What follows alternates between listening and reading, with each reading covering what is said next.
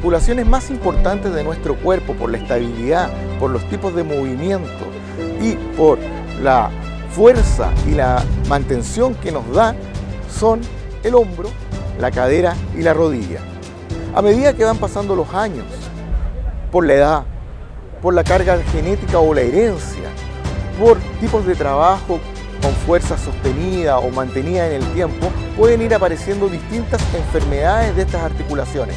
Es así que en el hombro, por ejemplo, tenemos las periartritis de hombro, donde una de sus características de enfermedades es el síndrome del manguito de los rotadores. Cadera y rodilla también presentan sus enfermedades y entre ellas la más frecuente en nuestra población es la artrosis. Mi nombre es Guillermo Marcone, esto es Pronóstico Médico por Estudio Televisión. Hola, ¿qué tal? Nuevamente les doy la bienvenida a un nuevo episodio de nuestro programa Pronóstico Médico. Hoy día un tema solicitado por ustedes a través de las redes sociales. Vamos a conversar sobre las enfermedades del hombro. Para eso nos acompaña nuestro médico, amigo, traumatólogo, el doctor Pablo Rodríguez. ¿Cómo está, doctor? Hola, Guillermo. Muy grato volver a estar contigo y que de esta manera podamos contribuir con la gente a aclarar las dudas de una patología frecuente, ¿no? Y que por lo tanto es un desafío el que podamos ayudar a las personas, porque es nuestro objetivo como médico, y en ese sentido es que estoy muy contento de venir a estar contigo. Muchas gracias, doctor. Vamos a entrar a la cancha ya, ¿cierto? Doctor, ¿qué es lo que es la periartritis de hombro? Bueno, primero hay que decir que la articulación del hombro está formado por la glenoides, ¿no? Que es aplanada y que pertenece, digamos, a la escápula o al omóplato y que se articula con la cabeza del húmero o con la epífisis proximal del húmero, ¿no? Que se acercan allí y tienen una relación que no es una relación en que haya una cavidad donde penetra una cabeza, sino que se encuentran mantenidas en esa posición en virtud de todas las estructuras periarticulares. De ahí viene el concepto periartritis, de las estructuras periarticulares, de la inflamación de las estructuras que están en torno al hombro. Entonces el brazo cuelga de estas estructuras periarticulares. Hay 9 músculos con sus inserciones ahí en la periferia de la articulación. Hay una bursa que lubrica el roce, el buen desplazamiento, para que haya poco roce de estas estructuras cuando uno realiza los distintos movimientos que tiene la articulación del hombro. Entonces, cuando hay una inflamación, que puede ser una bursitis de hombro, que puede ir acompañada de una tendinitis o una inflamación de los tendones o de la cápsula articular, todo aquello que se encuentra comprometido da el concepto de periartritis, porque no hay una estructura comprometida, sino que varias, es un grupo de estructuras. También se le denomina a esto el síndrome del manguito rotador, porque son 4 los músculos rotadores que también se insertan en la periferia del hombro y que emergen de un espacio que es el espacio subacromial, que está entre la cabeza del húmero y el acromion de la escápula. Ahí hay un pequeño espacio y estas estructuras emergen desde allí, y muchas veces el roce y el pellizcamiento que se puede producir de estas estructuras blandas en este espacio subacromial genera el inicio de la periartritis de hombro. Esta enfermedad, Guillermo, que es muy frecuente y sobre todo es más frecuente aún en las mujeres en la perimenopausia, y se supone que hay componentes hormonales que se asocian a la etiopatogenia, al por qué se produce esta enfermedad. En general se manifiesta por dolor en la zona del hombro que puede descender hasta el codo. Cuando el dolor sigue más allá del codo, incluso llega hasta los dedos, más bien habría que pensar en que estamos en presencia de una cervicobraquialgia, de una afección que se produce en la columna cervical, donde emergen las raíces nerviosas que van a dar la sensibilidad y la motricidad, el motor de la musculatura de la extremidad superior. Entonces, la periartritis provoca dolor en esta zona y provoca una disminución de la movilidad. Entonces se produce un círculo vicioso. Como duele, el paciente no mueve. Y como no mueve, se va poniendo rígida la articulación. E incluso se puede llegar a producir lo que en extremo se denomina el hombro congelado, o sea, ya cuando el hombro pierde movilidad. Entonces, lo que es importante, bueno, ¿cuándo se produce? ¿Cuáles son aquellas circunstancias que pueden desencadenar una periartritis de hombro? En general, es desarrollar actividades con la extremidad superior por sobre el nivel del hombro, en donde allí se produce pellizcamiento o se produce un exceso de solicitud biomecánica de estas estructuras. Me imagino una persona que está cosechando, por ejemplo, en esta zona y pasa horas cosechando frutas en un árbol, los nadadores, los deportistas, los voleibolistas, incluso la gente que juega tenis, en el momento del servicio se hace un movimiento que favorece el pellizcamiento de hombro. La gente que duerme recostada siempre sobre el mismo hombro, también despiertan con dolor y van sintiendo esta molestia, y a veces al poner la mano contraria y al mover sienten que crujen porque están inflamadas las estructuras tendíneas y musculares y se siente allí una crujidera, ¿no es cierto? Una crepitación, ¿no?, de las estructuras. Ahora, lo importante es mantener la movilidad. Por eso que yo siempre le digo a mis pacientes que tienen que desarrollar la movilidad y la función del hombro, que se puede resumir en 4 movimientos. Yo voy a tratar de explicarlo aquí frente a la cámara. Uno de los ejercicios es levantar el brazo hacia el lado, eso se llama abducción del brazo. Otro de los ejercicios es llevar la mano a la región de la nuca. Otro es llevar la mano al hombro contrario. Y otro, en el caso de las mujeres, es donde está el cierre, el broche del sostén. En esos movimientos están contenidas todos los movimientos de la articulación del hombro.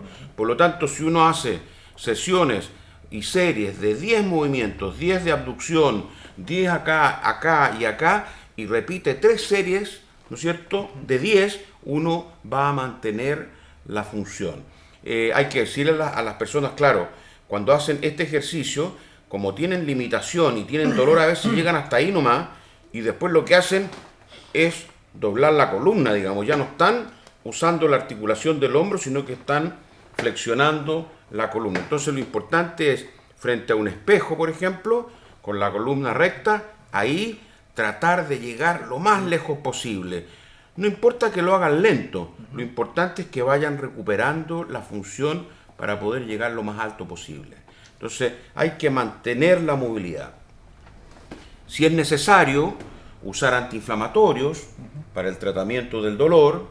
También es bueno recurrir al kinesiólogo para que el kinesiólogo no solo le haga los ejercicios o le enseñe a hacer los ejercicios para que después los repitan en su casa, sino que además le haga fisioterapia, o sea, les aplique ultratermia, les aplique calor, ultrasonido, digamos, para poder desinflamar las estructuras que están comprometidas. Ahora, si el dolor no pasa con estas medidas, antiinflamatorios, ejercicios kinésicos, fisioterapia, se puede usar la inyección, ¿no?, local de un corticoide de depósito, ¿no? Muchas veces cuando el dolor impide, ¿no?, desarrollar movimiento, uno tiene que hacer esta inyección de corticoides locales y eso libera inmediatamente el dolor y la persona puede volver a recuperar la función. Evitando, ¿no?, y esto es importante para las personas, las personas se dan cuenta. Dice, sí, doctor, si efectivamente estuve mucho rato haciendo una actividad, digamos, con el brazo arriba y yo sentí que eso me generó y me dejó sensible la articulación del hombro. Entonces, evitar esas circunstancias. Si es porque la persona siempre duerme sobre ese costado, ¿no? Bueno, que alterne de tal manera que no sea siempre el mismo hombro el que está recibiendo el peso del cuerpo, porque uno pasa durmiendo 7, 8 horas. Exacto. Entonces la gente dice, yo pasé en una posición cargando esa articulación, pero 7 u 8 horas. Entonces, por cierto que se despierta con algunas molestias. A veces la radiografía del hombro muestra que hay un estrechamiento de este espacio, como yo te decía, subacromial. Se genera allí entonces mayor roce y la gente es muy buena para hacerse ecografía. Me llama mucho la atención que muchas veces los pacientes ya llegan a la consulta del médico con la ecografía, ¿no? Con la ecografía lista. ¿Y qué es lo que se informa ahí? Se informa que hay rupturas parciales, desgarro. Exacto. Entonces dice del supraespinoso, que es un músculo, o del infraespinoso, ¿no? O del subescapular, o del redondo mayor, o del redondo menor, o del manguito de los rotadores. En realidad no es relevante si hay uno o dos, porque en realidad son las estructuras periarticulares, ¿no? Distinto es que cuando se produce una ruptura de estas estructuras, un desgarro en un deportista o en una persona joven, a veces una caída con el brazo abierto provoca, ¿no es cierto?, la ruptura de estas estructuras. Entonces allí hay que hacer los exámenes correspondientes y si es que hay una ruptura aguda en una persona joven o un deportista, el tratamiento que allí se plantea es quirúrgico, ir a reparar y a suturar, digamos, la zona que ha sido dañada. Pero como esta afección habitualmente es en personas de más de 50 años, ¿no? En general uno tiende a hacer un tratamiento más conservador.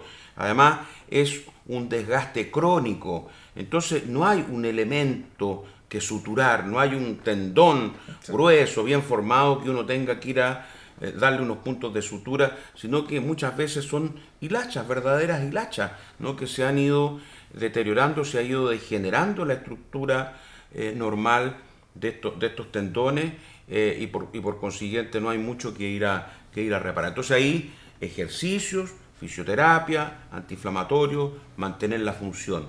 ¿Hasta cuándo, doctor, como tratamiento se podría infiltrar un hombro? ¿Cuántas veces?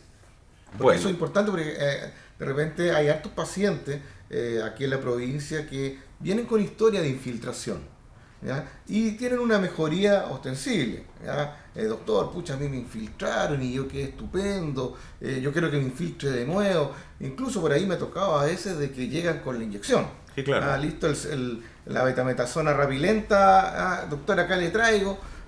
¿Cuántas veces es posible poder infiltrar sin inconveniencia a una persona que tiene una periartritis de hombro?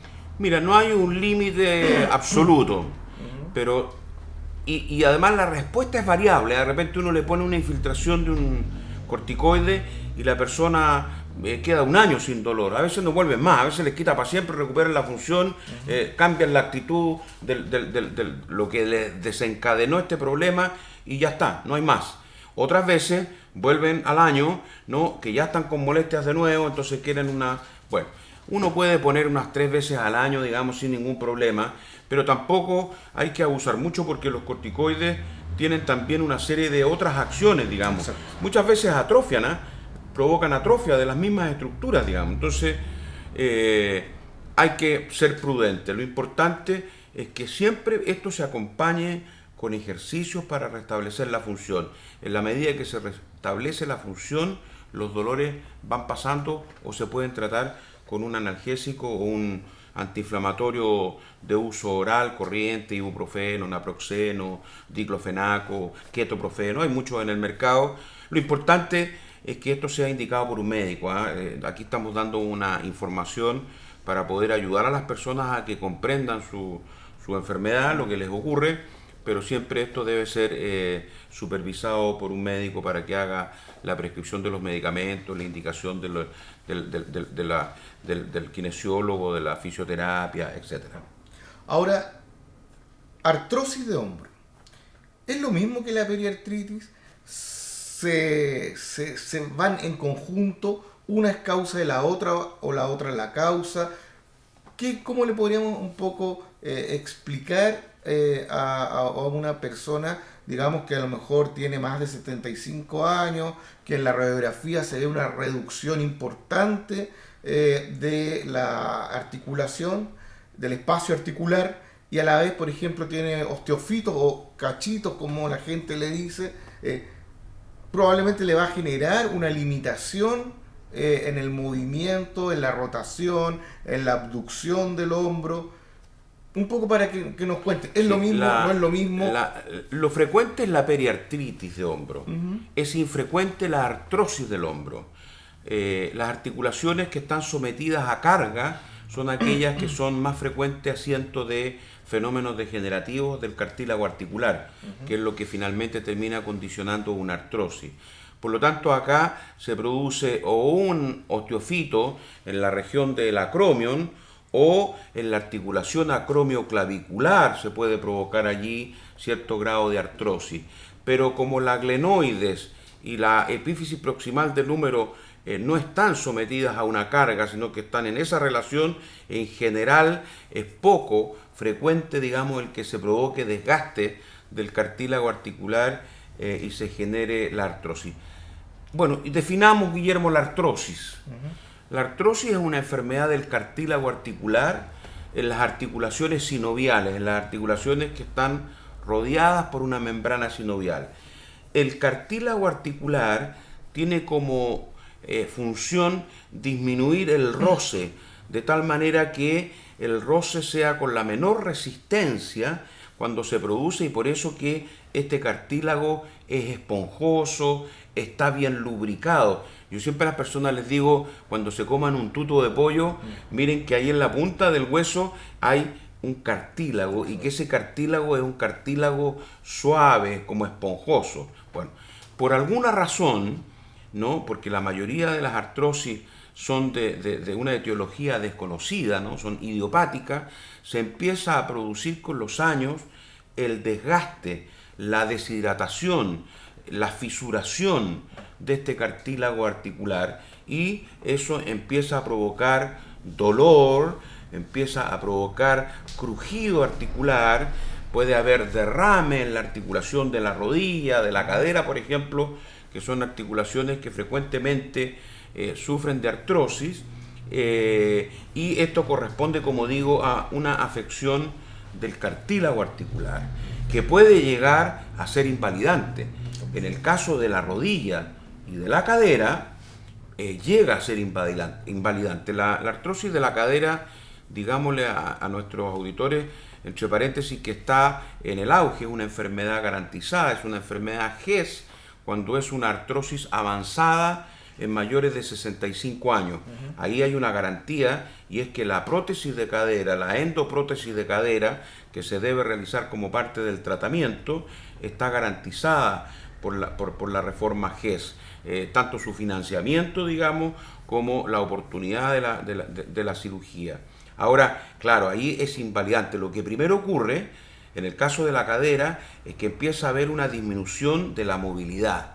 Lo que primero se limita es la rotación interna. Después empieza a haber una limitación también de la flexión y de la rotación externa, dolor en la cadera, dolor sobre todo al caminar un trayecto más largo. Las personas empiezan a tener dolor que termina siendo, como digo, invalidante. Ahí en un primer momento se recomienda primero tener un peso adecuado, no sobrecargar la cadera con un exceso de peso. Segundo, no caminar largos trayectos, cuidar la cadera, no exigirla mucho. Las señoras, si van a la feria y van a comprar, que no vuelvan cargadas de bolsas, que les traiga el marido o que alguien les traiga la bolsa, o que tengan un carrito con ruedas para traerla, qué sé yo. No subir cerros, no hacer largas caminatas, digamos. Después de eso se puede usar un bastón, ¿no? Que entre paréntesis, yo siempre me fijo que la gente no sabe usar los bastones y no se les enseña muchas veces a usar los bastones. Si yo tengo una artrosis de la cadera derecha, el bastón va en la extremidad izquierda de tal manera que cuando yo apoyo simultáneamente el bastón y la extremidad dañada, comparto el peso. La mitad del peso en la pierna dañada y la otra mitad en el bastón, ¿no? No se usa en la misma mano ni es para descargar la otra extremidad. Entonces hay que aprender. Yo le digo, 1, pase la pierna buena hacia adelante, 2, 1, los dos juntos, 2, de tal manera que vayan descargando el peso. Ahora, en las mujeres, con mayor frecuencia, se produce también artrosis porque en la primera infancia no hubo una displasia de cadera. Vale decir, no se formó bien la articulación, ¿no? Por eso que a los recién nacidos, al tercer mes, se le hace una radiografía de control para ver la inclinación del acetábulo donde se va a formar la cavidad, el cotilo, con la impresión del núcleo de osificación de la cabeza femoral. Entonces, cuando no se ha hecho un adecuado tratamiento de esta displasia, la cadera queda subluxada. Entonces no hay una buena cobertura y se produce allí una hiperpresión que genera una artrosis precoz. Esas personas a los 25, 30 años ya tienen dolor de la cadera y uno les hace una radiografía y se encuentra que hay una secuela de una displasia de cadera que no se diagnosticó oportunamente o no se trató adecuadamente. Para que las personas sepan de lo que estamos hablando, esto se trata, dependiendo del grado de displasia, con doble pañal para abducir, para abrir las piernas o a través de unas correas que mantienen abiertas, ¿no es cierto?, las piernas para poder hacer esto, centrar la cabeza. Entonces, si la cabeza se encuentra acá lateralizada, al abrir las piernas se centra y eso permite que se vaya formando adecuadamente la articulación. El problema está en que cuando las personas tienen menos de 65 años, la indicación de prótesis es bastante osada. No se hacen indicaciones porque las prótesis duran una cantidad de tiempo. Exacto. Entonces, una persona que tiene una prótesis de cadera y que le va a durar 10 años aproximadamente, después a lo mejor ya no se puede poner una nueva prótesis, porque se produce una atrofia del hueso, se produce toda una transformación ahí que a veces impide poner una nueva prótesis. Entonces, si uno deja a una persona postrada a los 75 años, bueno, no es tan grave como si le hubiera puesto una prótesis a una persona de 30 años y que ya a los 45, a los 50 ya no hay más que hacer. Entonces, por eso que hay que retardar la indicación quirúrgica. Y las medidas que le he dado, control del peso, cuidar la cadera, el uso de un bastón, son todos elementos que ayudan, antiinflamatorios, son todos elementos que ayudan a que uno pueda llegar, ojalá, a los 65 años antes de indicar una prótesis de cadera. Hay una cosa interesante que tiene que ver con la displasia de cadera congénita en las mujeres jóvenes y que no fue, tal como dice usted, diagnosticada tempranamente con respecto a lo que es el parto, las famosas distocias, ¿ya? O sea, el canal del parto se ve alterado. Así es. Y por lo tanto muchas veces no se puede realizar un parto normal. Así es. Y muchas veces es indicación de una cesárea, solamente el tener este problema a nivel de la cadera en las mujeres. Así que es bien importante el tema y bueno, también nosotros hemos, dentro de la salud pública y la salud en general, hemos avanzado en Chile afortunadamente y ahora se puede, digamos, realizar precozmente el diagnóstico de esta displasia de cadera congénita a través de radiografía, como dice usted, en el servicio público, o incluso de ecotomografía a los 15 días de nacido, que tiene un muy buen rendimiento también. Doctor, una pregunta respecto al tema tan interesante, la artrosis. ¿Sirven de algo los antiartrósicos? ¿Sirve algo el que yo tome cartílago? ¿O hay mucha gente que toma distintos antiartrósicos? Por ahí yo he leído en varios estudios que dicen que son de muy lenta progresión, que hay que más o menos tomarlo durante 7 años para recién tener un cierto resultado. ¿Qué hay de verdad? ¿Es bueno? ¿Es malo? la gente en realidad le conviene poder usar estos suplementos de cartílago o es solamente un negocio? ¿Qué nos podría contar de eso? Yo soy bastante escéptico del efecto que tienen esos medicamentos. En general, yo revisaba extensamente la literatura médica internacional y la medicina basada en evidencia, que es lo relevante, para poder evaluar efectivamente con estudios serios, prospectivos, con un número determinado de personas investigadas, etcétera, de doble ciego, o sea, una serie randomizado, tiene una serie de particularidades para que uno pueda después comparar si el grupo que estaba en tratamiento tuvo una mejora comparada estadísticamente significativa con la gente que no está en tratamiento. Se usa mucho el condroitín con glucosamina, etcétera. Entonces, yo diría que yo soy bien escéptico, pero también, Guillermo, y tú lo sabes tanto como yo, existe el efecto placebo de los medicamentos. Claro. Entonces, de repente las personas sienten que un alivio, psicológicamente sienten un alivio, pero que es positivo, digamos, ¿no? Claro. Porque se sienten mejor, ¿no? No necesariamente eso está provocado por el medicamento, sino que es porque el saber que se está tomando una terapia, ¿no? A veces ayuda a que la persona se sienta un poco mejor. Tú sabes que ahí se hacen estudios doble ciego con placebo, se llama. Entonces de repente tú le das un comprimido de lo que quieres investigar y lo comparas con un grupo que le das un comprimido de talco. Claro. ¿No es cierto? Y en ese grupo también hay una cierta mejoría. Ese es el efecto placebo, ¿no? Un tema psicológico. Un efecto más psicológico, más, ¿no es cierto? Entonces yo diría que en general los medicamentos que se utilizan en estas enfermedades son los analgésicos antiinflamatorios no esteroidales, ¿no? Más las recomendaciones generales. A veces la gente gasta la plata en forma excesiva y sin que haya realmente una mejoría. Por lo tanto, como quiero ser categórico, yo soy bastante escéptico.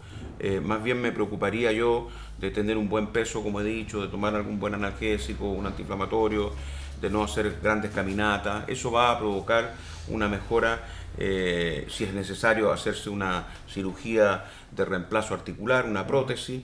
En el caso de la rodilla también, la rodilla está sufriendo mucho la rodilla porque como han habido cambios demográficos importantes en que estamos viviendo más años, entonces hoy día hay muchas mujeres sobre todo con exceso de peso, a veces con deformidad de las extremidades, en valgo se llama, o sea, las rodillas juntas, en que se le produce una artrosis del compartimento lateral, ¿no? A veces tienen un componente artrósico en los tres compartimentos, en los dos compartimentos entre los cóndilos femorales y los platillos tibiales, y también entre la rótula y el canal, ¿no es cierto?, a través tricompartamental.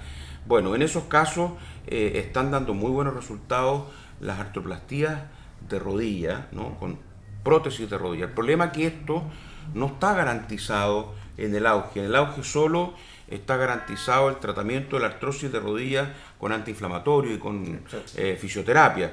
Y las prótesis son caras, son muy caras. Entonces estamos hablando de cirugías que valen 5 o 6 millones de pesos, digamos. Entonces, obviamente que no está al alcance de la gran mayoría. ¿Y la duración digamos, de una prótesis de rodilla es mejor que la de prótesis de cadera? A mí me ha tocado ver algunos pacientes, de hecho hace muy poco tiempo, me tocó ver un paciente de Papúo que consultó en la mutualidad donde yo trabajo, y la verdad las cosas que él, bueno, un poquito el hombre abusaba de su rodilla, trabajaba más de la cuenta, y en realidad aparentemente la prótesis, digamos, se dañó.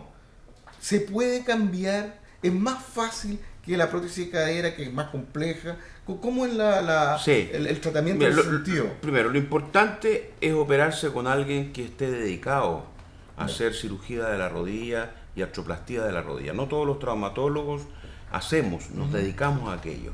Y por lo tanto la prótesis debe ser puesta por un cirujano ortopedista, un traumatólogo ortopedista que se dedique a aquello, porque la prótesis tiene que quedar muy bien puesta.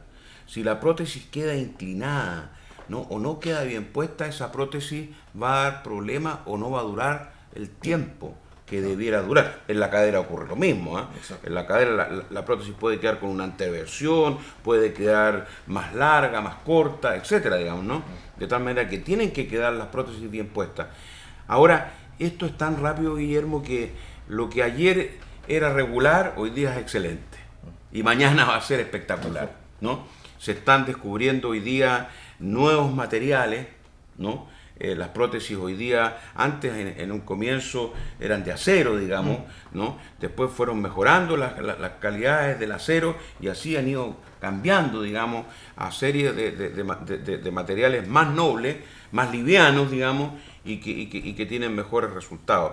Así que cuando hay una buena indicación, eso es importante en medicina y tú lo sabes igual que yo, primero hay que tener una buena indicación y segundo hay que hacer un buen tratamiento, en este caso una buena cirugía, ¿no?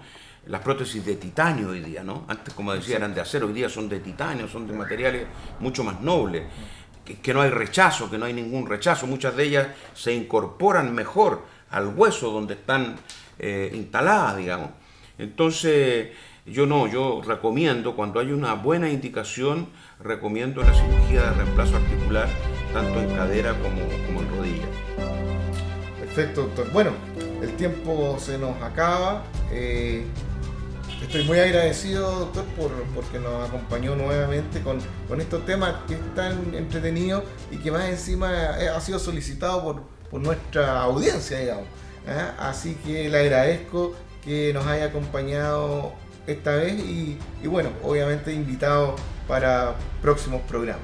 No, yo encantado, Guillermo, de colaborar contigo y con tu muy buena disposición a trabajar con la gente, que es lo que yo más valoro en nuestra profesión, y en eso los dos coincidimos.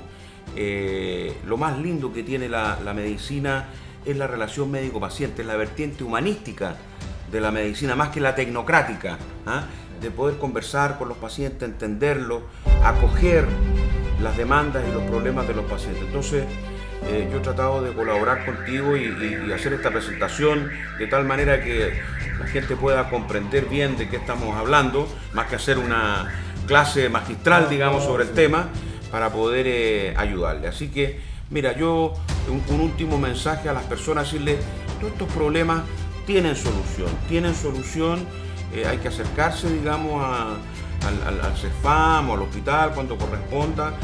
Ojalá ser visto por un especialista que tenga experiencia para poder hacer los tratamientos que les permitan mejorar su calidad de vida. Así que encantado de estar con ustedes y espero que en un futuro próximo podamos ir tratando otros temas de prevalencia frecuente en la población.